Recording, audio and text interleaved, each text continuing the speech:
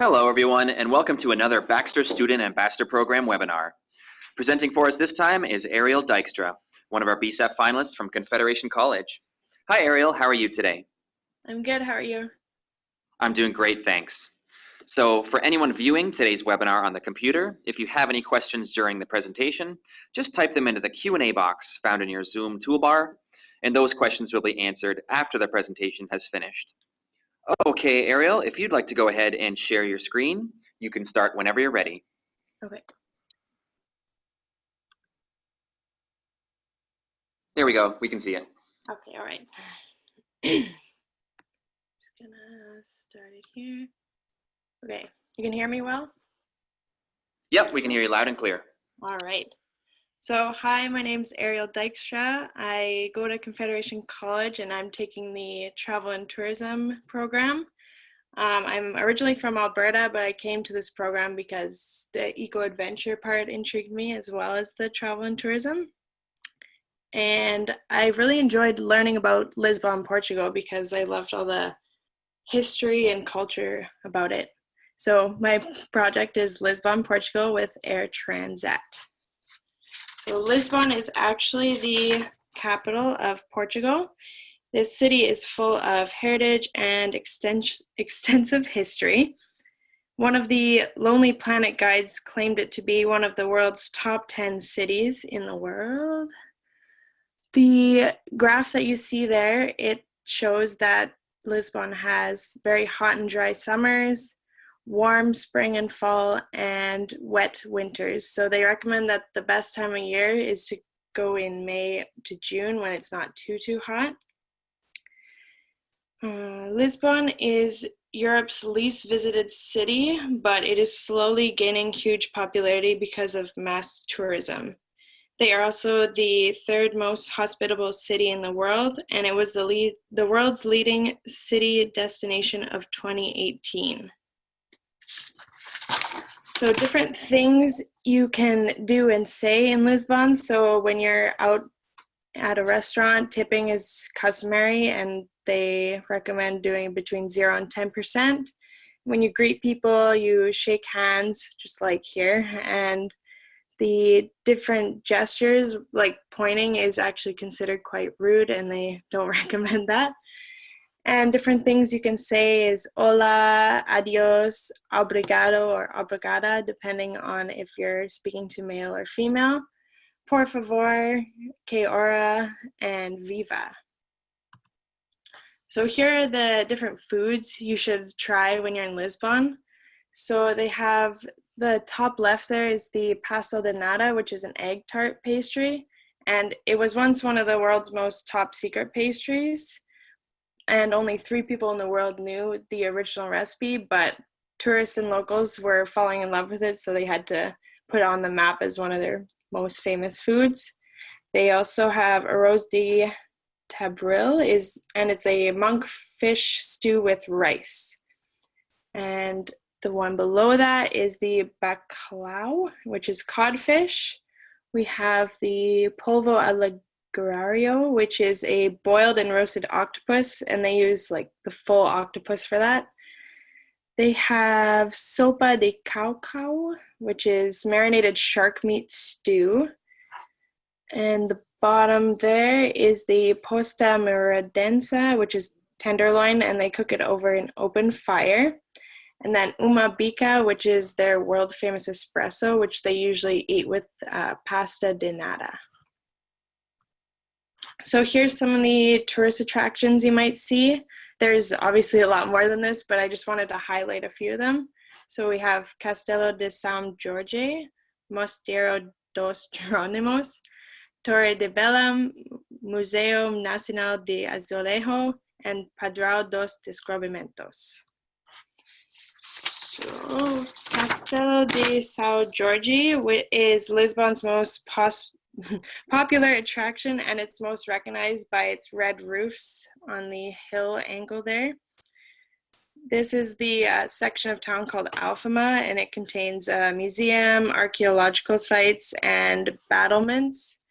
And as you can see in the background there, there's a tower, and it's at the top is called the Camera Obscura, which shows a 360-degree view of the city below. Mosteiro dos Jerónimos is one of the UNESCO World Heritage Sites. It symbolizes the Age of Discovery. They have beautiful gardens, art, sculptures, and a lot more there. And they also hold the famous Vasco da Gama and Louis de Camões tombs. So here's the famous Torre de Belém. It was built in 1515 to 1521 as a fortress during the 16th century. And it was originally sited in the middle of the river, but now they've redirected the river. This is also one of the UNESCO World Heritage Site, and it is also a major part of the Age of Discovery. And it was actually a prison. They used it as a prison during the Age of Discoveries. But most people didn't know it was a political prison during the liberal wars. And when you visit, if you're brave enough, you can climb the steep staircase to the top where you can get a panoramic view of the city and the river. This is Museu Nacional do Azulejo, which translates to the National Tile Museum. So they show their different history through the blue and white tiles, which you can see in the picture there. And they also have a huge 36-meter tile panorama of the Lisbon before the earthquake happened there. And this is Padrão dos Descobrimentos. It is an amazing monument with an enormous monolith that just leans over the river called Tagus. It is meant to represent the ship commanded by the Portuguese navigators in the 15th century to show how, to represent that they explored the ocean and that they discovered some new land. So now I'm going to talk a bit about Air Transat. 1 second here. So Air Transat is based in Montreal. It flies to about 60 destinations in more than 25 countries in both Europe and the Americas. They offer holiday travel, vacation packages, hotel stays, and air travel. They also pride themselves on sustainable development, which I think is amazing. And Air Transat recognizes the prime importance of environment, host communities, cultural diversity, and they take pride in caring for their employees. And I noticed they were also voted Leisure Charter Airline at Agents' Choice Awards by Baxter Travel Media. So what they offer is amazing travel packages, car rentals, cruises, information about your passport, different visas you may need for different countries, the type of baggage, like how much it can weigh, group traveling, and a kids club where you can look at and see where you can take your kids on vacation and they will have a good time too. And they also show information about travel advisories and the latest news of the country you're wanting to travel to. So here are the different classes for the airlines. So they have Eco, Eco Extra, Eco Max, and then they have their club class. So they all include a choice of 2 hot dishes served with a salad and a dessert. And all the meals include a glass of wine or something non-alcoholic. The different cancellation fees are depending on the different classes, and none of them have no refunds or changes within 24 hours of departure. And then if you were to change it like earlier on, they would have different fees. And they are all, Eco and Eco Extra are allowed 1 piece of checked-in luggage, and then Eco Max and Club Class are allowed 2 checked-in luggage. And then Eco does not have any seat selection, but the other 3 get seat selection, then Club Class gets a complimentary one. And then Eco Max gets a priority check-in, boarding, and baggage handling. And then Club Class has exclusive check-in, priority bagging, and baggage handling as well. But you get more, there's more space in the cabin with wider reclinable chairs and pillows as well. Air Transat versus other airlines. So Air Transat has cancellation fees at $350 per person. WestJet economy class has it for $50 per person, and Air Canada, they didn't actually say what fee they had. For all of them, there's no refunds between 24 hours of departure. You're allowed one piece of luggage for each. For Air Transat, you get the free 2 choices of hot dishes with salad and dessert, meals with all meals include glass of wine or something non-alcoholic. Then the other 2 get some as well, but there's a lot of costs involved. And then the Air Transat Eco has no advanced seat selection. And then for the other 2, you'd have to pay a fare if you wanted to get an advanced seat selection. So flights to Lisbon through Air Transat, they offer different flight prices and they show the monthly average of the prices. They give you a guided tour made up of from one of the travel guides that works with Air Transat. Air Transat also offers videos about Lisbon so that you know what to see and what you're going to expect there. And they also offer good to know tips around the town as well as different destinations in Portugal if you wanted to visit in the future. So here's some things you should know before going. So the language spoken is Portuguese and then English in the more touristy areas. The vaccine you should get is measles, and as well as you have to be caught up on your other shots. The risk level is normal safety precautions, and then you'd have to just watch out for pickpocketers, break-ins, spiked drinks, all that kind of stuff. And the entry-exit requirements, you just need your Canadian passport. You don't need a visa. You just have to make sure your passport is updated. And then the money they use there is euro, which the exchange rate is $1 per euro right now. So how to get to Lisbon? You can get there by air, train, sea, car, or tram. So if you fly by air, Lisbon International Airport is only 7 kilometers away from the center of the city. This airport is only 3 hours away from European capitals, and they also serve many international airlines.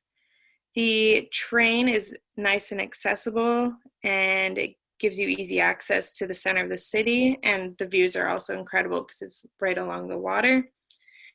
And then you can come in by sea through cruise ships or sailboats to get a nice view from the water. And you can take a yacht down the rivers to get more of a view of the city. For a car, they don't really recommend you take a car because they have so many easy accessible transportation that you don't really need one. But if you wanted to go outside of Lisbon a little bit to see the vineyards and the different landscapes, then you can do so. And then they have a tram, which is that bottom corner there. They have those because they are just a fun way to see the city as well as to avoid some uphill walking. So to sell the destinations, I would say it was one of the cheapest capitals in Europe to visit. I would say that the temperature never drops below 15 degrees, which is pretty nice for us Canadians. And the tourists are safe at any time of day or night because they have activities for both daytime and nighttime. I would tell a client that it is full of culture and extensive history, which is a big plus for most people traveling. And like I said before, they're very hospitable. They won an award, and because they treat tourists just like family. And the one thing I love about it is that Lisbon has activities for both adults and children to enjoy. And then this was just a bonus little thing. I found these 2 unique streets that Lisbon has. So in July, they have a Aguideguada art festival where they fill the streets with colorful umbrellas, which is really neat. And then they also have the Pink Street downtown, which used to be Lisbon's red district because they had a lot of war and a lot of bad stuff there. And now they turned it all around and they made the buildings beautiful with art and different types of artwork. And my references and the Bellum Tower there again. And thank you so much. Thank you so much, Ayrielle. Thanks. So we'll allow people to submit any questions they may have, and I can read those out for you. Okay.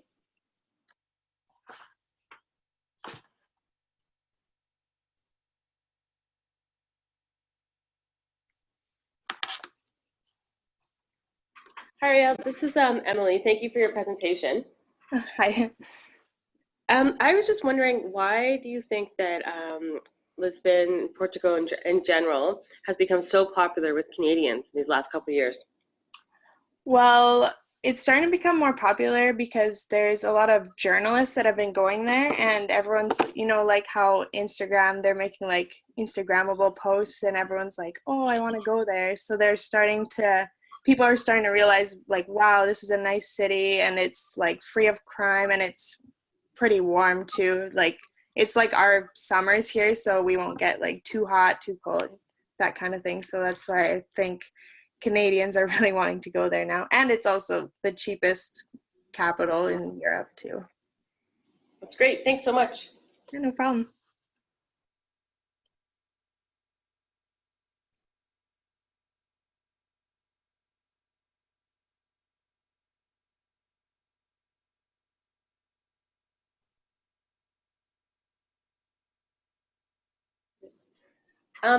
It's me again.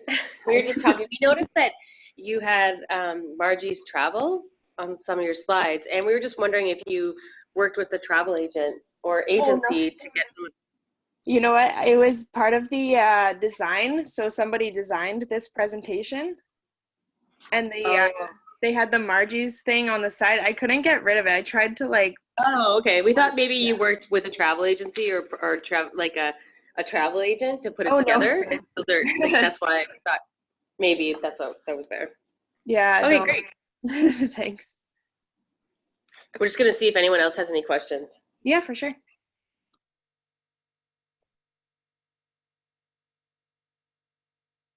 Hi, Ayrielle. It's Ian Stalker.